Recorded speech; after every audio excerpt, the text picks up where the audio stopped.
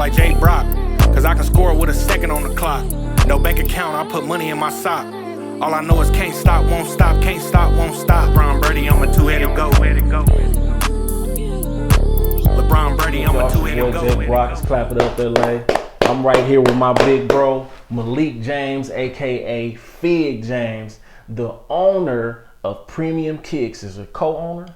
Yeah, I'm not co-owner. Okay, co-owner of Premium Kicks, and the big man in the building with the Premium Sports, y'all. If y'all don't know about Premium Sports, you probably living under a rock, and you need to do your homework. Big Fig, how you doing today, bro? I'm well, brother. Appreciate you having me on there. For real, it's a blessing. Now you grew up in LA. Did you play Pop Warner football at all? Yeah, I started at the LA Sheriffs. Okay. At Athens. Okay. And then I went to Mona Park with Coach Al. Okay. So yeah, Coach Al. Yeah, I played Mona Park with Coach Al my last few years. Mm-hmm. And how was your whole Pop Warner experience? And when did you feel like that football was something that you actually loved to do? I had to do it. My older brother played. Both my older brothers played. Right. And so Shout out Milton. Yeah. I just woke up into football, to be honest. And then in the youth, I was always good. Like in my age group, it was myself and Stephon. Like we both played in the same organization. He played for the Broncos, I played for the Packers, and we're like, when we seen each other, it was big. Yeah, but I've always been. Well, I was always talented in football. Yeah. Okay. Yeah. And if y'all don't know, my boy ran a 4.2, man. You know what I mean? When he did his NFL combines and things like that, 4.2 40. So you know he got that speed now. You went to Fremont High, and when I first met you and you told me you went to Fremont, I'm like, man, you look like a Dorsey dude. You know what I'm saying? So Fremont High. How was that experience going to Fremont? And you had success. Yeah. How was that? Yeah, Fremont was cool. Yeah. I mean, my family from that side of town. Okay. You know what I'm saying? So I grew up swimming in there. I just swim at Fremont pool as a kid. My brother's there, my older brother, not Milvine, but my older brother was Bethune.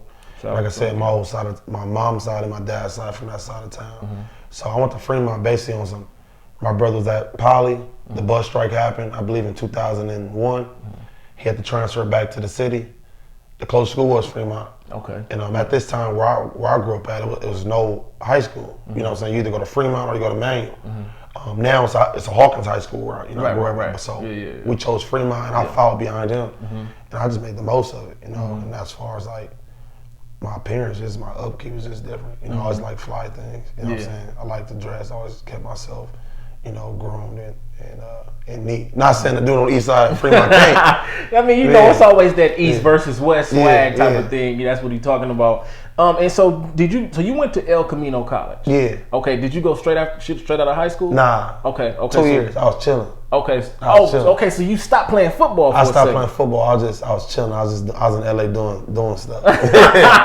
So why do you feel like it was important for you to chill at that moment? And what was the lesson that you learned that got you back into the game? I wasn't mentally ready.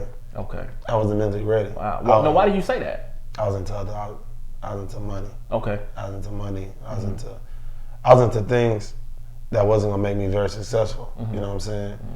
And it took for me to really take a break and watch my peers. You know what I'm saying? Go have success at the college level. And I got back to playing college ball. Vidal Hazelton. If you're not familiar with Vidal Hazelton, he's my partner. He's from New York. Okay. He signed to SC. Yeah. He bet me. He bet you? He bet me. Yeah. Like, I bet you $100 you can't get a scholarship in during college. Whoa. And everybody told me, like, man, Fig good. Yeah. But he from New York, he don't know me. He like, nah, you ain't good. You just be partying and bullcrap. Yeah. I'm like, nah, I can play, bro. Yeah. And I got $100, you can't get a scholarship. The next day I went to El Camino College practice, and that was it. That was it. That was what did it for you. Yeah. And that's how God worked, though, man. When God got a purpose for you, God gonna get it to you. You just gotta listen. Now, when you think back, how happy are you that you listened at that point in time? Like, I'm finna win this bet. I mean, I always wanted to do it, but I liked what I was doing more. You know what I'm saying? but at that point in time in your life, you had to be kind of like, okay, I need to figure it out. Yeah. For you to like, you know what I'm saying? I mean, ain't no telling where I could have been if I'd have kept at it how I was doing it. But I sit back and I think it's like one of the better things that ever happened to me. I got a lot of things that's happened to me in my life that's self-inflicted. Right. That I'm happy happened to me. I wouldn't be the man I am today. You know what I'm saying, without those. But definitely, at that very moment, it was like, my pride in the way. Like, man, you got me, so you got me jacked up, dog. Like, you know what I'm saying? Like, I'm nice. Yeah. And so, ultimately, without him, a large success in my life would never happen.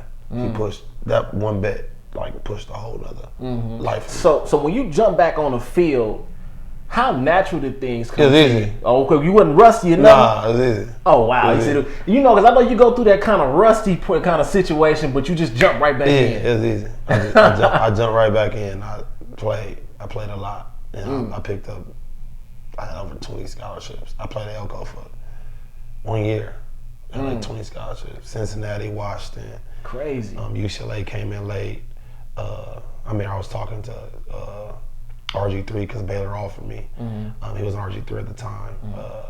South Carolina. I had a ton of offers. I was a big corner. At this time, big corners weren't. Yeah. Wasn't a thing. It wasn't a thing. So I was 6 feet. I wasn't big like that in weight. I think I started my freshman year, I was 161. I started to lift weights. And so from the start of July of my fall at Elko to signing day, 6 months later, I went from 161 to 205. Ooh, you was doing I got big. And so now they see, he a 6 foot, 20-pound corner I can run. You know what I'm saying? At the JUCO combine, I think I ran 4.40. So they're like, you big, fast, strong. And so a lot of schools jumped in on me. And so what was that process like dealing with, being recruited? Like you said, 20 scholarships, that's a lot of phone calls, probably a lot of text messages. How was that whole situation for you? It was, it's not like it is now. I had a sidekick. Yeah. You know what I'm saying? Sidekick. Yeah. So I get text messages, you know what I'm saying? Y'all remember the sidekicks, your charger will die. Yeah. So my charger be dead. I get a few texts from coach. But the rules is different. I think the coach will only text you X amount of times in a week. Yeah. You have to call your landline. I was never home, so I never talked to him. So I kind of got a lot of my conversations in with the coaches. It was rough back then. Yeah, it was tough. I got a lot of conversations with the coaches. Yeah. Through AIM. Yeah. Amy, YG days. The young coaches was on AIM. Yeah. And that was a loophole. Yeah. But I took I think one official. I took the official to Cincinnati, and it's crazy. So the guy Vidal who got me into playing, he was leaving SC. Okay. And I got Cincy to offer him, and we both tripped to Cincinnati and both signed to Cincinnati. Well, okay, so I gotta ask you, why Cincinnati? They lost. They had 3 corners that was getting drafted. Oh, so you knew you was gonna go up there and play? Yeah, they had 3 corners that was getting drafted. They just played in the Orange Bowl versus Virginia Tech. They lost. Brian Kelly's in his 2nd year at the program. Yeah. I was familiar with the state of Ohio. My brother was playing the Cleveland Browns. Okay, that's right. And I wasn't scared to leave. You know what I'm saying? I mean, it all made sense. It was in the Big East. I was a conference that did a lot of plays in one game. They ran a lot of tempo. West Virginia, Pat White, Tavon Austin. There's getting a lot of notoriety. There's getting a lot of attention. And it wasn't a conference that was overwhelming because, they just called it Big East to Big Easy. Right. I knew if I could come in and play 1 year, I was playing 1 and be done. I'd be out. But, I got there after I signed. The DC that recruited me, he got fired. Okay. And they brought another DC, and the other DC said, "Oh no, you a safety." Right. I don't want to play no safety. And you didn't like that. So why is it that you didn't want to play safety? Because a lot of kids kind of go through that. Like, you know what I'm saying? Like, well, you come in to play this, but they want you to play that. How do you feel about that situation, and why do you think that bothers kids? You know what I'm saying? To know that they got to switch a position. I mean, for me as an adult now, I should be more open to it. You know what I'm saying? But I knew what I was. I was big, fast, strong. I could run. Most safeties can't run. You know what I'm saying? Like, that's why they're there. Or they can't cover. I could cover and I could run. Right. But for me, at this time, in that conference, there wasn't a lot of big corners. You know what I'm saying? It was about the small, quick guys. Yeah. I think that some of the bigger corners in the conference was like the McCourty twins at Rutgers. One played safety, one played corner. I was like at 6 foot, 200 pounds, one of the biggest corners in the conference. Okay. You know what I'm saying? And then naturally I'm physical. So they just seemed it fit for me to play safety and have, we did field boundary concept, had a boundary corner and a field corner, and I didn't like that. You know what I'm saying? I seen where it was going. My coach at my mind program, Dante Williams, he had SC now, an assistant head coach, DB coach. He had me programmed like you're a corner. Okay. And so, and I believed in him with my life. So if he told me I was a corner, I wasn't gonna let anyone else tell me any different. I was to prove everybody I was what I said I was. I feel you. I feel that. Now, when you think about the situation where just like being a young kid, having to make those difficult decisions, what type of pressure did you feel when it came to committing? Did you ever feel like it was? Nah, I had no pressure. I mean, seriously, I tripped to Cincinnati. That's my only visit I took out of 20 plus offers. I tripped to Cincy. It was snowing. I didn't have a jacket. I had a hoodie, bro. You know what I'm saying? Yeah. You know, I'm saying the jacket. They like, no, a coat. Yeah. You know what I'm saying? I'm like, I don't got a coat. You know what I'm saying? It was gloomy. You know, the facilities were nice. You know what I'm saying? But I made the commitment just off of knowing 6 months prior to that, I was chilling. Yeah.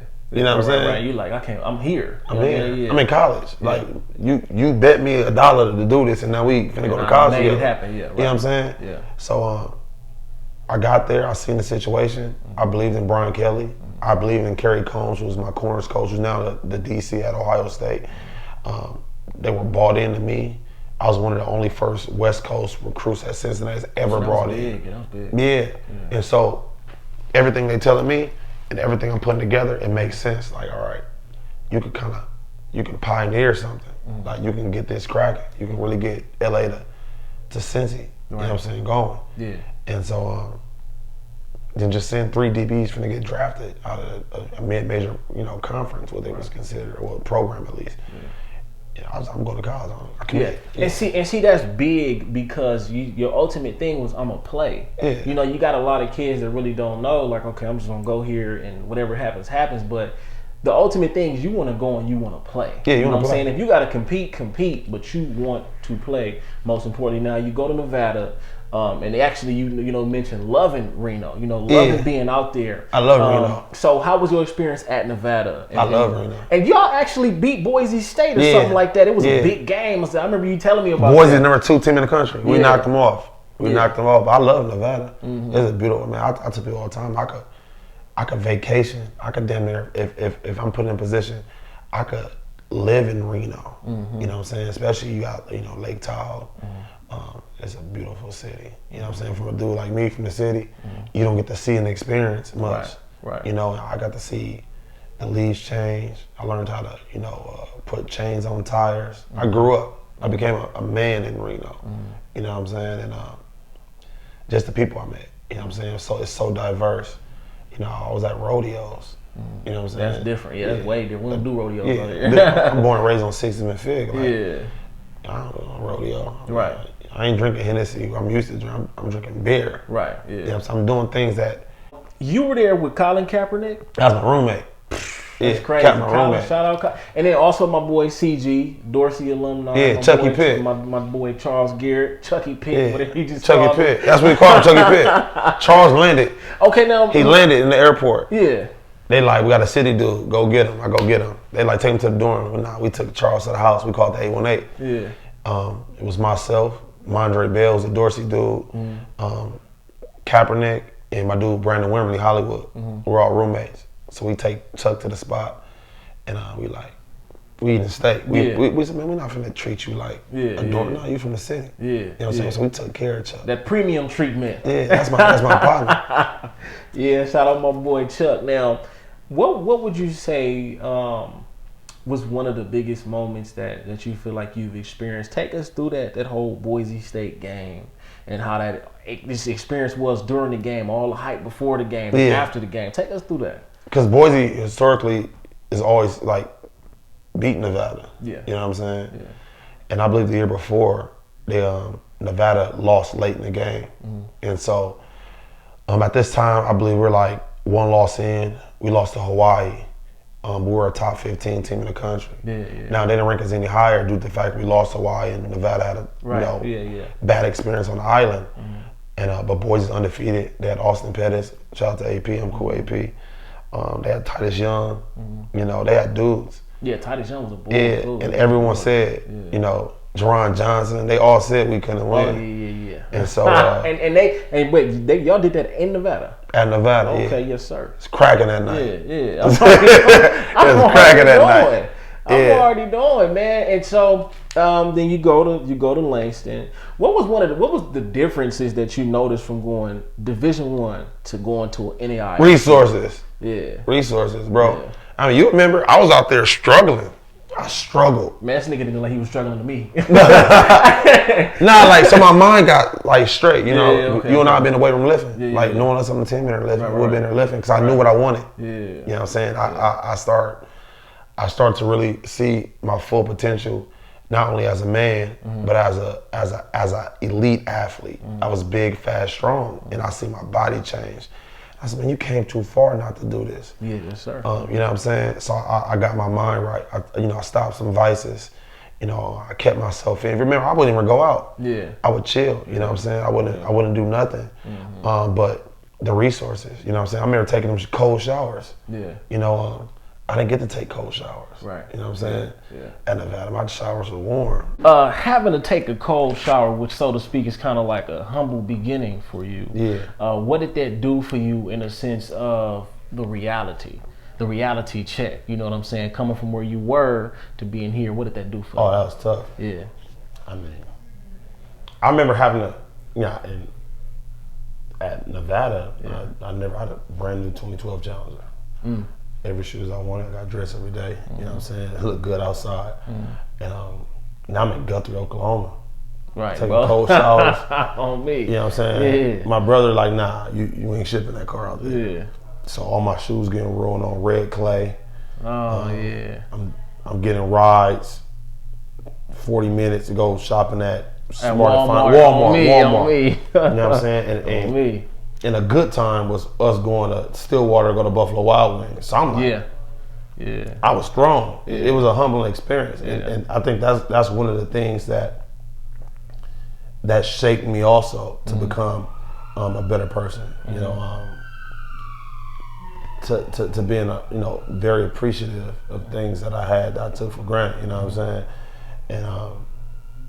And just also having sympathy and sympathizing for other situations, because you got people who was up there in Langston who was completely happy with the opportunity of playing that level of football and riding the bus. I never rode a bus to a game in my life. You know what I'm saying? I flew every day. Them bus rides. You know what I'm saying? Long too. I remember. We were going to Golden Corral. I text Coach Mickey. I said, man, I'm like, Golden Corral. Like, you know what I'm saying? For real? Swear to God. Golden Corral was good He gave me $50 to go eat. Man, that's crazy. Right. And I was like, we ate steaks on the road and lobster tails and pastas. And I'm at Golden Corral. You know what I'm saying? So shout out Coach Mickey, man. He's doing big things too. And so I'm like, it humbled me. So I'm looking at everyone like, man, they happy. They appreciate this. And you right here, and you all bent out of shape behind this. And you had a lifestyle you wanted, but you took it for granted. So, it did a lot for me. And even it changed a lot of my values, in the same values I used at that very moment are something I still apply to my everyday life today. Okay, so you were able to gain that value from that experience to now. 100%. Yeah. I can relate to that, because so many people don't really understand. It's always a lesson in the stuff. 100%. Whatever it is, it's conditioning you for that next level. Now, you were able to still get to the league and get your opportunity with the Dallas Cowboys, even having to take that route. You know what I'm saying? So how was it getting into that situation? And you remember getting the call, like, we're going to give you a shot. So I initially was supposed to go to Houston. Okay. Houston, Texas. That's where I signed. I signed with Houston, Texas. Okay. And then like the shit, it didn't add up. Like the money wasn't right. Like, you know what I'm saying?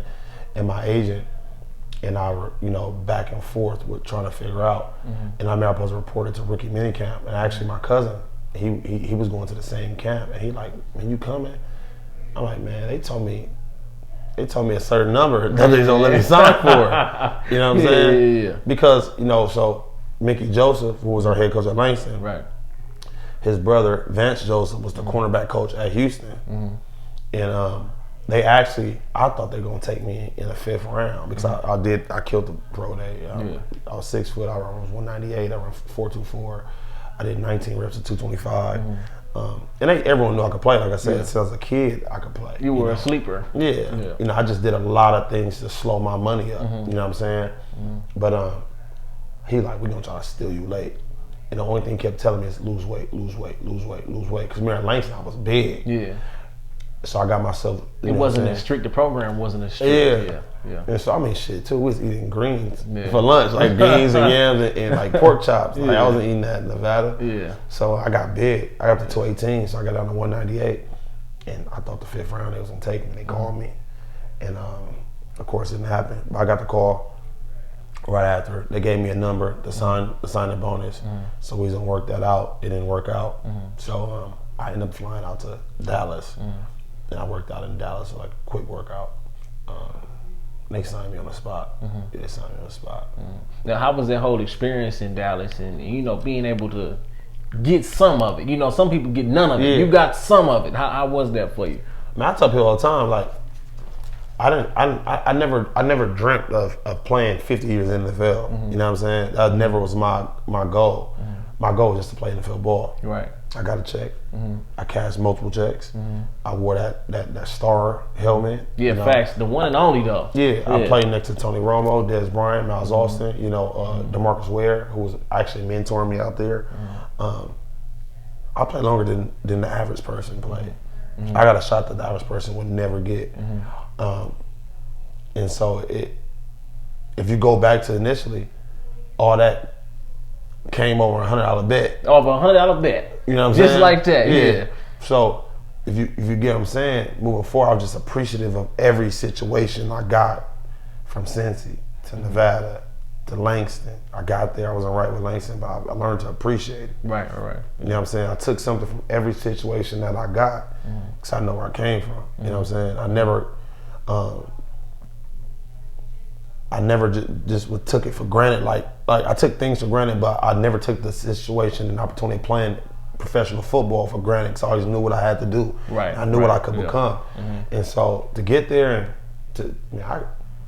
I did some things that, you know what I'm saying? I'm from the city, you from the city. Right. So I know what Memorial Day weekend in Vegas is about. Yeah, facts. I've always wanted to have them weekends. I was able to provide that for my team. You know what I'm saying? I was able to send money back to the house. I was able to sit here and, take care of my nephew. I did things that I always wanted to do. And I probably didn't do it as long as everyone wanted me to do it. But my goal was to do it, and I did it. And you made it. Yeah. You made it ultimately, and that's what matters. Now, when you think back, like you said, it was that $100 bet. Do you feel like, was there ever a point in time that you felt like you had any regrets, or were you like, you know what, the way it played out, I'm completely fine with Nah, I don't regret nothing. I love it. I love my life. I love everything I went through. All the trials, the tribulations. I appreciate it all, because it made me who I am today. It made me what my kid is becoming. You know what I'm saying? Even with my high school kids that I train, my sons, my nieces, I tell you how to do it. I know how to be successful. Right. And I also know how to fuck up too. You know what I'm saying? So I give the perfect balance, and I tell them, I made the mistake for you already. If you want to mess up, keep doing this. I feel that. Yeah. I know it's like to mess up. Keep doing that, bro. You headed right to that shit. You know what I'm saying? Yeah. Or you could do it like this, right? Because no matter what, for that 4 or 5 years of my life, that roller coaster. Every time I went here, every time I hit that valley, I got back on that mountain. You know what I'm saying? Yeah. Because I could have easily quit every single time. Exactly. You know I feel that, because I be on my little brother about it, and I tell him, like, I know I might sound repetitive, I just don't want you to do the same thing I did. Yeah. I understand what you need to do, bro, and you just need to do it. I didn't graduate high school. Yeah. By my college graduate. That's what I'm saying? Crazy. So it was never, my intelligence. You know what I'm saying? I'm far from an idiot. You know what I'm saying? It was always me. I was always in my way. You know what I'm saying? And as I grew in age and in wisdom, I figured out how to just keep removing myself out of my own way. Yeah. You know what I'm saying? Yeah. And so all this, I take it. I do it 2 times over. I won't go choose a school differently. I wouldn't, pick a different woman. I wouldn't, every night that I messed up, every jail cell that I was in, I'll do it again. It's bigger, because it's bigger than you, though. Yeah. And that's what you had to discover. It's bigger than you. Yeah. It's about the game you can give now to the next person coming up. Well, and that's much more valuable. I tell you, like, so after the football with Dallas, my hammy kept messing up. So that's what kind of got me out of Dallas. I kept rehabbing, training. That's when I started coaching at Hawkins. And Hawkins on 6th and Hoover. Right. Yeah. I'm living on 6th and Fig. That's like where I grew up at. You know what I'm saying? So that's where I would have went over Fremont. So I told my brother, like, we're gonna build it up. We know how to make guys dudes. You know what I'm saying? Because we do it, right? So We're like 3 or 4 weeks in, and we just got our ass beat by Bosco badly. And y'all ran up on them, though. We got our ass beat. About first year coaches, we never coached. Kids never played ball before. We like playing Bosco. My nephew, the starting quarterback at Bosco, we like, man, let's play. Run it up. They beat the dog shot of us. So we play that Friday. That following Monday is Monday Night Football. The Green Bay Packers playing. Clay Matthews breaks his hand. The Packers called my agent, Jason Dillard. They bring me in for a workout. They took a cornerback off the injury reserve, the inactive roster, and activated him. They was going to sign me. I killed the workout. Killed it. They kept me in there late. They offered me, like, we gonna sign you. And I never get it. My boy Tony, he sent me a video because Tony played at, I met Tony at Southwest, played at SC safety, ran track football. He coaching at Mayfair now.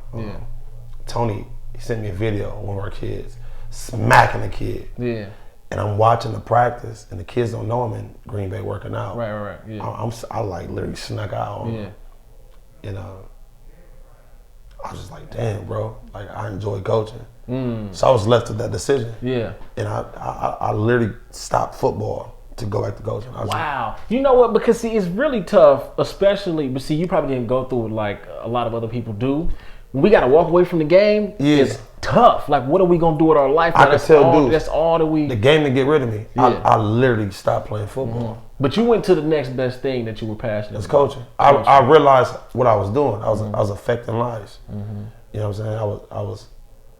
I was changing kids. You know what I'm saying? People believed in me. You know what I'm saying? And I knew I had the charisma, the energy, the passion, the intelligence, the drive to make the kids everything I knew they could be. Because I went through that. I was them. You know what I'm saying? And it was in my community. You know what I'm saying? You know, so I left. I left. And didn't think twice. Nah. Man, that's big. Flew back. Flew back. And we won our first game that following Saturday. We played LA Jordan. First game in the school history. We won. And so if those that follow me in my coaching, you know, time, that's why I'm so passionate about it. Because I literally gave up everything I worked on from 6 years old. For this. You know what I'm saying? And I don't covet money. I don't covet attention. I just covet opportunity. And I want to create and give opportunities to different households. You know, I want to see what I want other parents to see and experience what my mom experienced. You know what I'm saying? I want other parents to see and experience what my brother experienced as a big brother. You know, you can't, them memories is forever. You know what I'm saying? You know, they forever. And so I think that's my, you know, that's all, like, who I am has become. I've transitioned myself into this dude that's all about kids getting to the next level. Even with the shoes, man. I know we get to that, but we sell our shoes cheaper than everybody. You know what I'm saying? And that's a big advantage, especially when people get to looking for shoes. Now, I got to ask you this. From what I picked up on you, you are more so a millennial coach. You know what I'm saying? Like, you know, the old 1970s, 1980s, y'all not like that. And I feel like that's what draws kids to y'all so much, because y'all want to help. Y'all like, we're going to get you out. You're going to come here, get your work in, get you out. Because when y'all got the Hawkins, y'all shook the whole city up. Now, how was that experience from you firsthand? You know, y'all went through everything y'all went through. You know what I'm saying? How was that whole experience for y'all, especially doing it back at your house? That was cold. You know what I'm saying? Because I knew what was capable of doing. I put my own money up. And you went there. You could have went anywhere else, but you went there. At home. Put my own bread up. I built my community. Everybody talk about it. You know what I'm saying? I did it. I did it with no success. I had no alumni. That school didn't have a graduating class. There were no alumni. There were no help. I was the alumni. My brother was the alumni. My associates who believed in me were our alumni. Those were our biggest boosters and supporters. Man, we made it work. You know what I'm saying? And every year we gradually nitpicked at another program, and I saw what they did. I like how they did it. And I empowered our program with social media, and I empowered our program with relationships, and scholarship offer here, scholarship offer there, this kid, that kid, and it shook it up because it looked like everybody was like, "Who these new dudes? These dudes is young. I think it's 22. How these young dudes doing this?" You know, I heard coaches say they ain't pay their dues. Like, I ain't paying my dues, or they ain't doing it the right way. What's the right way? Right. There's no blueprint to coaching inner city football. Yeah. You know what I'm saying? But the only thing I think we went about it the arrogant way. When we got it, when we got it going, we beat our chest hard. Yeah, y'all you know what I'm saying? Yeah. We beat our chest hard, and I think that's like one of the things that drew a lot of attention to us and had people envying us, but also hating us. Yeah. I mean, I feel like after that era, the whole inner city changed. Yeah. Everything changed. And I credit that to y'all, because I don't know nobody who was doing it like that. After we left, who ran the city when we left? It was us and Norbon in LA High. Okay. That was immediate, because I graduated in 2011. So yeah, I think Norbon took over. And we was popping Dorsey. We was popping Crenshaw. Yeah. We was popping everyone. Now, we didn't play Norbon because at that time we were a Division 3 team. The school's only been around for 2 years. Yeah. Norbon was a Division 1. But we started playing in the Coliseum League, is how we were allowed to play Crenshaw and Dorsey. We was popping them. Right. And LA High was a division, East Sky gonna do what East Sky gonna do. Yeah. You know what I'm saying? He built this program, but we shook it up. I did everything that I witnessed the Boscos do. I did everything that college do. I remember we was doing, we'll post on social media, our combo. Okay. Our uniform combo every Friday. Yeah. Nobody's doing that. Y'all was sweet. And everybody looking like, man, they got a new outfit. Yeah. We ain't gonna wear the same uniform twice. You know what I'm saying? We Yeah. had 3 or 4 helmets. We're one of the first teams in California that had multiple helmets. Right. I think this time everyone was wrapping their helmet. They're putting wraps on them. We were like, nah, we gonna go cash it out. Yeah, facts. You had know the what I'm wings on it, like the Oregon wings. Yeah, we switched it up. We created decals. We gave the kids what they wanted. So the kids want the scholarships, they want to be fly, they want to play, they want to have fun. Exactly. So we was letting 9th graders come play varsity right away. It wasn't freshman JV. It was like, nah, you playing VAR out the gate. Yeah, that made people happy. I know it did. I would like to think that we changed the landscape of high school football in Southern California. Yeah. I don't know of any team doing it like y'all did it back then. Back then, that was just totally different. Now, after the Hawkins situation, y'all getting the premium. Yeah. Premium pops up.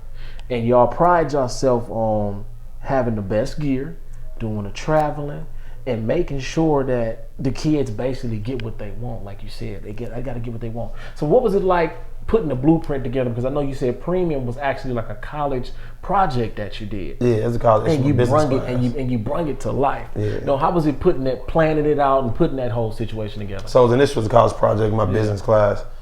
We basically had to create something within our community. Of course in LA. At this time I was in Reno. That it was a one-on-one, and our teacher treated it like a business loan. So based off your current grade in the class, that was your credit. Oh wow, okay, that's what I'm saying? Yeah. So if you had bad credit and you apply for this building, you have to actually go find a building, like a real lot. Okay. That I had to really get a number, say this is the lot, this is the square feet. I have to really credit facility. Yeah. We're given X amount of dollars to buy a budget and weights and whatever the case your business were. And I crushed it. I got the highest grade in the class on that one. I created premium. Right. And premium is basically like a facility. I always wanted a facility. And if you look at the premium logo, we spoke on that. It's a 9 and a 1 rather than a P and a I. Right. And 91 is premium gas. Right. It's the best fueling that you have. You know what I'm saying? Yeah. Of course you got diesel, but whatever. Yeah. But that was the hidden image behind it. And the colorway initially made it after the Olympics, the Olympic sevens, which was at that time one of my favorite Jordans. So it's very, very sharp edges. It's sleek. I put a lot of work into it. Yeah. And so got the good grade, left it alone, and then my kids were playing for another organization, 7-on-7, and my kids like, man, why we just can't have our own? Yeah. I was like, y'all really want your own? Yeah. So I made a call to Adidas. Like, look, this is what I'm doing. This is what I would like to do. Can you guys support it? And it's like, man, yeah. And then after that, I had such a good rapport with so many parents and kids in Southern California because I got the notoriety from what I did at Hawkins. Right. That every kid wanted to play with me. And we initially only had one team with Adidas. Yeah. I called them a month later. I was like, hey, look, I got 4 teams. How we gonna do this? Yeah. We didn't look back. We didn't look back. Send the kids to college. the catchphrase was fueled by premium. It's changed since then to we everywhere. Okay. You know, I got kids everywhere. Yeah. Alabama, you know, Texas, SC, UCLA, of course, Oregon, South Carolina, Northwestern, Notre Dame, Florida State. Right. Just all over the place. Now, I know, like I said, priding yourselves on also being affordable, very affordable. And like I said, the traveling aspect of it where, you know, you speak of being in Chicago one time, taking the kids to Harold's. That's what I'm saying, that new millennial way of thinking. Instead of being old-fashioned, we just going to the camp and we going back home. Why do you feel like it's important for you to do things like make sure they see the environment instead of just seeing the school and going home? Well, that's where you gotta live. When you go on college campus and college visits, they show you what they want you to see. Right. You know what I'm saying? If you keep it 100, you know, SC in the middle, you know what I'm saying? Yeah, in the middle. But it's in California, so our trees are a little bigger, a lot brighter. The sun's out, it always look good. Right. Well, Cincinnati in the middle of the hood too. It's in Clifton. Okay. And it don't look like that. So I'll never forget my visit. I never seen outside Cincinnati. I got off, I landed, they drove me, took me straight to the facility. I seen everything in the facility, kept me there as long as they could. After the facility took me to dinner. Everything I did was like within 4 to 5 miles. If I had maybe I've seen the city, I'd be like, man, that's a piece of shit. You know what I'm saying? We went to Clemson. I took kids to Clemson. Yeah. And one of my kids, he was the #1 player in the country, Justin Flo, baby man. Yeah, Oregon. Yeah. Shout out Justin Flo. So, baby man wakes up, he sleep. He like, where we at? I'm like, we in Clemson. Yeah. I mean, when I tell you it's cemetery, bando, cemetery. He said, oh man, I ain't going here. Word. He said, I ain't going here. Yeah. So I have to show them what's out there. These are the foods that they eat. This is how the people move. Right. This is how they talk. This is how the gas station. This is this. We seen Confederate flags. Yeah, that's something else. I said this is an open racist state. Right. You know what I'm saying? Like, and I'm not telling my kids to run from racism. You know what I'm saying? You can't. I want them to live their lives, but you gotta understand this is what you're up against. You know what I'm saying? And just the experience. I could play in 10 tournaments a year and win all 10. I keep that trophy. That's my shit. Right. The memories, that's theirs. That's theirs all day. You can't put a price on that. You know what I'm saying? You can't put a value on their memories and their experiences. So, I mean, we've taken kids, Louisville, Virginia, North Carolina, Florida, Texas, Oklahoma, Michigan State. I mean, shit, man, I done hit every damn state. Ohio State. Yeah, that's cool. I wish I would like to do something like that too, and see all the different colleges and, you know, get to know their culture. Now, being affordable, why do you feel like that's so important in these days and times? Because my mama couldn't pay for it. Our pricing is based on what my mama could do. Now, could I sit here and price premium high? Yeah. There's a lot of other organizations out here that they're gonna put a bill on it. I mean, but you know, like you said, they deserve whatever they're gonna do. I mean, I'm not knocking them, man. Whatever makes sense to them, man. Right.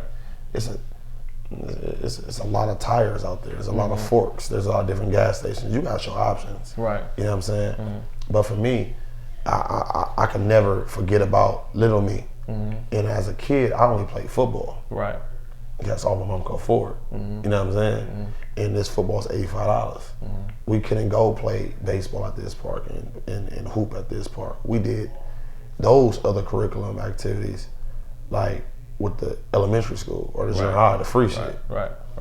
So when I sit and I look at what everyone else is doing, I said, there's no way in hell my mama gonna pay for this. She couldn't do it. So we're like one of the only organizations, if not in the country, that offers the pricing we do, and we allow you to break it down to 4 payments. So we so that's dope. Okay, so how over what span of time do they have to pay? Over the 5 months. Like this year, this year we're gonna do something a little different. We're gonna let people start paying their fees in August. Okay. And they could be as low as $45. You know what I'm saying? Because I want the kids to have everything that they want. You know what I'm saying? And I know some parents can and they won't. You know, I know some parents can't and they will. But there's always some people that just can't and they won't. Right. I want to make sure they straight too. You know what I'm saying? So, I mean, if you really look at it, we give over $7,000 worth of stuff, or upward. It's like $7,000 worth of training, experience. You got a value. We got a sweat fee, man. Sweat fee. Yeah. That's different. Yeah, a sweat fee. Yeah. I got to pick kids up. Yeah. You know what I'm saying? Some kids I got to pay their fees. Yeah. Some kids I got to feed. You got to be committed to be picking them up, paying the fees. Like, you know what I mean? That's real commitment right there, but you really want to see them shine. But think about it too. Yeah. I'm doing all that. I'm away from my son. So that's another fee. True that. You know what I'm saying? Yeah. And you can't put a value. And that's an aspect nobody thinks about. Right. So I'm away from my kid. So for me, I charge $550 for $7,000 worth of experience and opportunity and then gear. Like, that's why our organization is what it is, because the parents get that I'm committed. Yeah. I'm equally as committed as their high school coach, if not more in some cases. You know what I'm saying? Right. Yeah. Some of these kids, I literally make the calls for them. Some of these kids we're literally taking out of town. You got some schools that help out too, but myself, my team, we hit the ground running. Yeah. And every kid's not a success story. Some kids don't make it. Some kids don't sign. Right. Some of them don't got grades, but the parents be oblivious of it. Yeah. Some of them just don't have the measurables, and the parents be oblivious of it. And so you have to deal with the different attitudes that parents might come with. Yeah. And how have you learned to structurally or business-wise deal with that? In my past years, I would take calls like 1 a.m. And man, I talk to some parents, I say the same thing. Well, my son doesn't have any offers. I said, well, is he playing? Yeah. No. Was he like 6'2"? Yeah. No. Is he 200? No. But little Johnny got one, so we want one. Right. I gotta explain to that parent. Like, it's not like that. And so I created a term called plate watching. Yeah. No plate watching, man. Yeah. What you eat is fit for you. You know what I'm saying? You may have chicken on your plate, I may have steak. Right. You can't sit here and be envious of my steak and forget that you still eating. You know what I'm saying? Right. So like, no plate watching, just focus on your plate. You know what I'm saying? It's people that don't have plates at all. Right. Yeah. You know what I'm saying? So but you got to make your plate. Precisely. You got to make it. Yeah. So how important is it that you feel is to listen to what the kids want instead of just always being in your own head? As a coach, me, I listen to the kids. I interact with all my kids daily, like daily. Yeah. And so it keeps me in position to continue to be successful, to understand where they're coming from and what their thoughts, their wants, their needs. That's the game changer. Yeah, you know what I'm saying? A lot of people don't have the time nor the patience to be as active in their kids' lives. You know what I'm saying? But I also know that's what makes Premium and what I'm doing special, because I'm consistent with, tapping in. It may sound crazy, but I talk to kids from college to my kids in the pros to my kids that's 7th graders throughout the week. Like, straight with your grades, like this and this and that. Yeah. What y'all listening to? I'm listening on that week. Right. It keeps me able to continue and be relevant in this game. It keeps me able to relate to kids. Yeah. It keeps you comfortable, keeps them comfortable. Yeah. They know they're gonna get a real me. That's the biggest thing too. I don't fluff it. I don't get on this camera. I don't talk to the parent. I'm talking to a millionaire dad to a daddy on EDD. Right. I talk to him the same. Right. I'm not gonna sit here and turn my collar down for him and turn it up for him. Nah, you're gonna get an authentic dude. And I think that's what really hits big for the parents. Right. Like, all right, Fig gonna be 100. I'm gonna curse. I'm gonna say, look, this on here. If you don't like it, it's Premium not for everyone. Right. Yeah. True. I'm not for everyone. Clap It Up ain't for everyone. Yeah. There's so many people you gonna rub wrong by your interviews. Don't watch it. That one view not gonna make or break you. Yeah. You know what I'm saying? You gotta learn that in this line of business too. Yeah. So that's kind of like what I get with my parents. Like, they get it, like, and the kids too. So we honestly, to answer your question, it works out for the both of us. You know what I'm saying? Now, what puts the biggest smile on your face when you're looking at these kids do what they do? Committing and signing. Yeah, that's it. Man, sometimes I get that first offer too. That should be like, man, it worked out, man. Bro, I just seen one of my kids that left for Oregon State 2 weeks ago. He's at another school. The school said he'd never make it.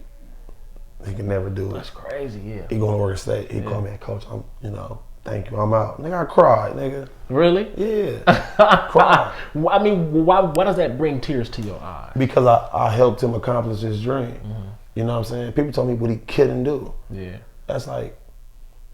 That's a slap in the face. Yeah. When I tell you what you can't do. What you can't, well, you can't do that. Yeah. All right, this is how we're gonna do it. We're gonna do it like this, and we're gonna get there. And so it goes back to what I once was. I was a dude that was doing this, and I never quit. That kid could have took that comment and been like, "Yeah, you're right, I'm weak," but he kept going. Right. So I see me in him. You know what I'm saying? Yeah. I see his work ethic. I see him lifting. I see him training. Right. And so yeah, that's it. Yeah, I feel that. Putting that now, we got to get into Premium Kicks. Premium Kicks LA. Yeah. Now Fig be fly, all the kicks, all that stuff. I remember helping him pack at Langston, and he just shoes all over the place. Yeah. Now, what was it that brought you to understand premium can be more than just one thing, and to where you was like, okay, we need to get into this shoe game? Also being self-aware of my situations, surroundings, and new opportunities. Like now, as I said earlier, like we only charge $550. Yeah, it could be $7,000, but I'm not making that. Right. So right. When I do, after I pay everyone, I buy this and I buy that. I really don't make no money off premium. So how do I take an organization that has a lot going on right now, has a lot of success, is impactful in the community, it's spreaded and respected across the country. How do I take it and monetize it the right way? Yeah. Well, outside of football, I know shoes Facts. equally is good, if not better, and that was the vision. And so I sat down with my brother. Said 2 months. I went, all right, 2 months. I was like, I'm gonna do it. Yeah. He like, you really gonna do it? So I'm gonna do it. It wasn't a thought process. Yeah. I was like, I'm gonna do it. Yeah. I said, we're gonna do this, we're gonna do that, we're gonna do this, we're gonna do that. He like, I'm gonna do it. All right, we're gonna do it. Yeah. That was it. So it wasn't no too much planning out, it was just straight action. Yeah, tunnel vision. Jeez. Once we said we're gonna do it, we got tunnel vision. We locked in. Okay. And got to it. So what was it like finding a location? Did you want the location to be exactly where it is? Nah, I want the location in Lawndale. Okay. It's another organization, another shoe store down the street, and they do a good deal. Like they do a real good job. They're respectful. I purchased things from them. They got a lot of good going on there, and so I didn't want to bring something else in this within their area. Yeah. I ain't like that. I bought shoes from this week. You know what I'm saying? But a guy that I look to for mentorship, he told me, and I'm aware of it, Inglewood's like one of the fast growing cities in America. Oh yeah, Rams, all that going on. You got the Clippers coming now, you got the Rams, you got SoFi. Yeah. The city's just been, you got people moving in the city that's not naturally from this city. Right. He's like, man, why'd you choose that location over this location? And I was like, man, but I don't want to rub them wrong. I don't want to be in a battle with people over this. I just want us to do, everybody do their little piece and keep it going. He said, you think the McDonald's on Crenshaw worry about the McDonald's on Vermont? Not at all. He said, no. Yeah. He said, man, they 3 miles from each other. No matter what, they're going to buy the Big Mac from there and they're going to buy it from here. The price is going to be exactly the same. Right. But giving people options has never hurt anyone. Yeah. He said that. I said, man, all right. Let's do it. Yeah. That's it. Yeah. So I got on my team. Got a guy helped me find a spot. This spot popped up. It's down the street from the house. It's down the street from my brother's situation. I was like, oh shit, it's too good to be true. The number looked good. The build out looked good. And we got it. It took us 72 hours to 72 hours within searching for it? Searching, found it, locked it in, paid the rent for a year. Sheesh. They locked in. Yeah. Goodness gracious, how good did it feel to be able to knock it out? And now even looking at where it's at today, because y'all just recently opened up on July 3rd. Yeah. So how was that for you? You know what I'm saying? Was that any type of relief? Yeah, I was nervous. I was nervous because although I understand shoes, I've sold shoes. I'm not a shoe reseller. Yeah. I'm a football coach. I'm a trainer. You know what I'm saying? Yeah. And so I was going to uncharted territories. Yeah. You know what I'm saying? And like I said, although I know that shoe's worth $8, this, that. I know it. Yeah. It's just not what I did. Right.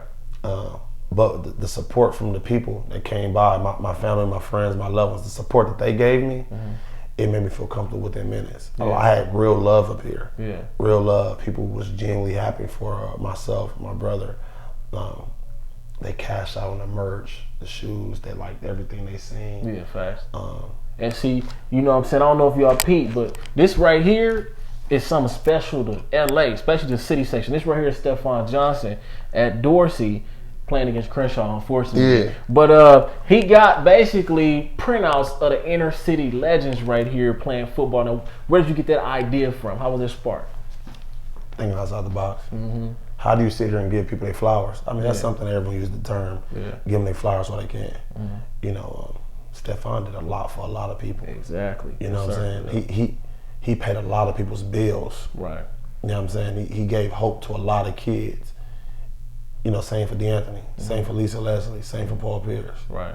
How do you give them their flowers? You honor them. Mm-hmm. You honor them. So like we made only, I think, 15 of these shirts. Mm-hmm.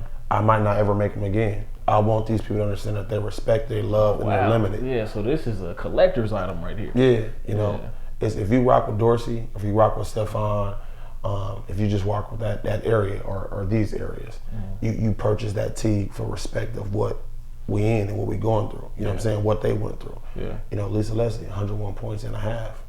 It's unheard of. Man. Many people didn't know she went to Morningside. Mm-hmm. You know, Paul Pierce, you know, went to Inglewood High School, Kansas. He's a McDonald's All-American, Boston Celtic. You know, NBA champion. You know, DeAnthony Thomas, you know, he got kids wearing gold watches in football games. Right, you know what I'm saying? Yeah, he for sure started that, for sure. Yeah, so, but how many of these kids and parents are giving them flowers still to this day? I want to honor them. You know, rock a that type, you know, rock a Stephon, rock a Lisa, you know, rock a Paul Pierce.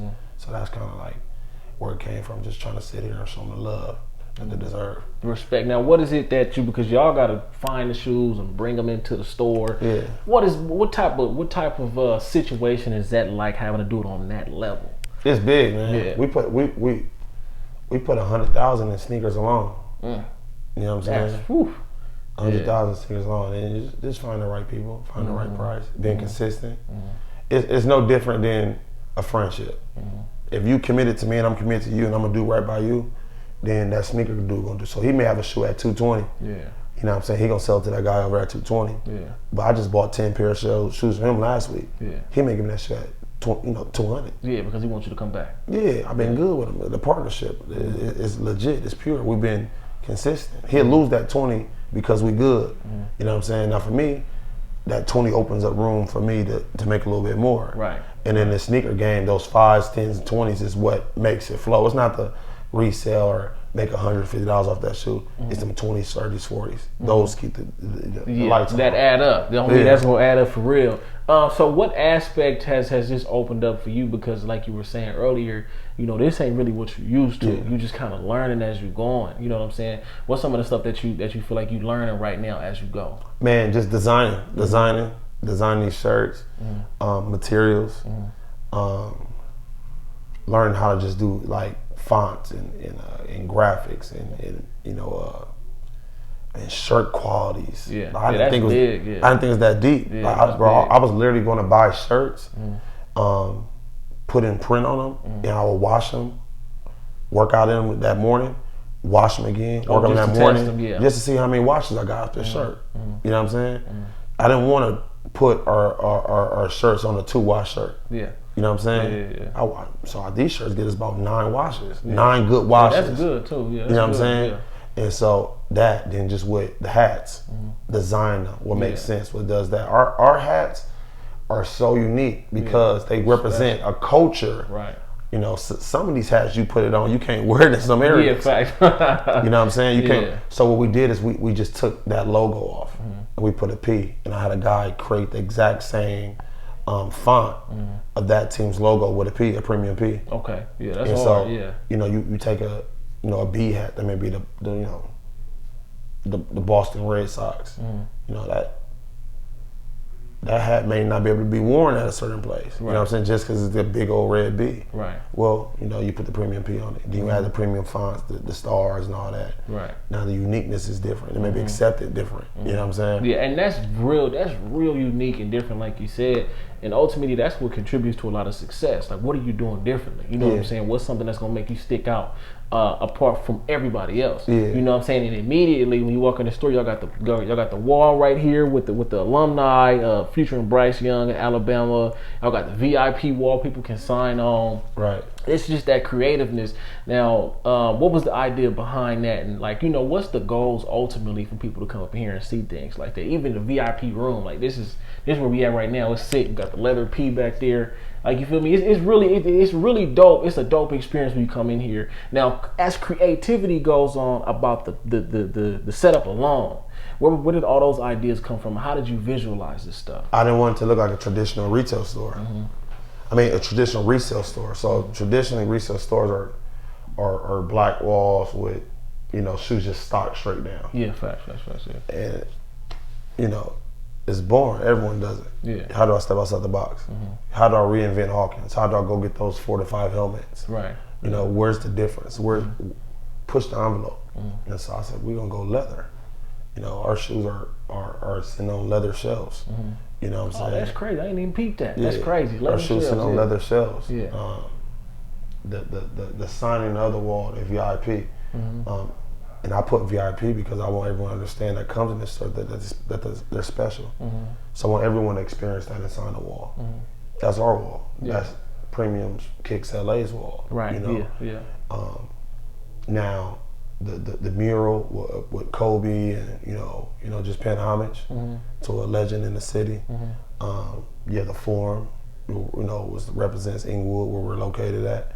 You got Mookie Betts, who, man, he's done a great deal. He brought the Dodgers their first championship in years, you know. I believe it was in 88, since 1988, yeah. And he's also sneaker. He wears the Jordan 1 Customs, you know. And then you have my kids, Mikael Wright at Oregon, Max Rooms USC, Alex Austin, Oregon State, and Bryce Young, University of Alabama. They're a staple in this program, right? You know. And, you know, I just put that all together and, you know, just, I wanted color. You know what I'm saying? So you look at it's real colorful. Yeah, facts. It's colorful. Yeah. And you know, that's why I wanted to pop, I want it to look good. I want people to feel good about it. And with the VIP room, it's just an experience. Yeah, facts. The VIP room is an experience. It's not for everybody. You know what I'm saying? It's for people who wants to sit here and have that privacy. Right. It's no different than buying a table at the club. You know what I'm saying? You buy the table at the club because you want that experience, that experience, that uniqueness, that privacy. So if you want to sit and you want to shop, and you want to be low key, you want to chill, you want to come out here, you want to have, you know, the Netflix on. We have the TV here. We have a fully stocked bar. We have water. We have, you know, snacks. And you want to do it without having anyone bug you because you can't look in the door. Right. You can only look out. Yeah, facts on me. Yeah, it's a padlock on it. You know, anyone can just walk in here. You want to sit back. It's real presidential, man. It's real presidential. We did the black and gold Regal style. Yeah. If you want that, then you know we set you up for that. You know. And if you don't want it, you don't. You know, you don't have to do it. It doesn't make you better or worse. Not being in here. But at the same time, you know, you tell me you're a size 10, you don't gotta sit here and wait on the showroom. I'll bring all the size 10s to you. And you can sit on and look at them and mule on your decision within this privacy. You know what I'm saying? It could be you and your child, it could be you and your lady, you and your grandma. But that was the idea of this. No one has this. Yeah. You know, so I feel that. Yeah, I feel that. That's a beautiful thing, especially even being right here. So last but not least, I gotta ask you, Fig, what do you clap it up for? Man, I clap it up for everybody. I think that's my gift. Is watching everyone within my, you know, my family and my organization and within the support of Premium Kicks LA. I clap it up for them. I do it for them. You know what I'm saying? I don't value fast cars and shiny things. I don't value materialistic things anymore. I once did. I value my people. I value, we just do a block party every year, 4th of July, we do one on my block. It was 500 people out there. It's a good time. No shooting, no nonsense. I clap it up for that. That's black excellence. Yeah. You know what I'm saying? I clap it up for, you know, us making 71 shoe sales on our first day. You know, man, that's big time for real. Clap it up for my kids. Yeah. Right now, using, you know, their image and likeness in their social media platform to get paid in college. On me, that just happened too. So big. things like that. That's what I clap it up for, because as long as they happy and they rich in love, I'm good. You know what I'm saying? I'm good. And that's it. I'm just grateful for all of that. That's it right there, y'all. It's J.Brock, Clap It Up LA. You feel me with my big bro, man. Y'all make sure y'all tap in. You know what I'm saying? Premium Sports, Premium Kicks LA. You feel me? This is where I will be getting my next pair of shoes. So I hope y'all here to join me for that. All right, we out.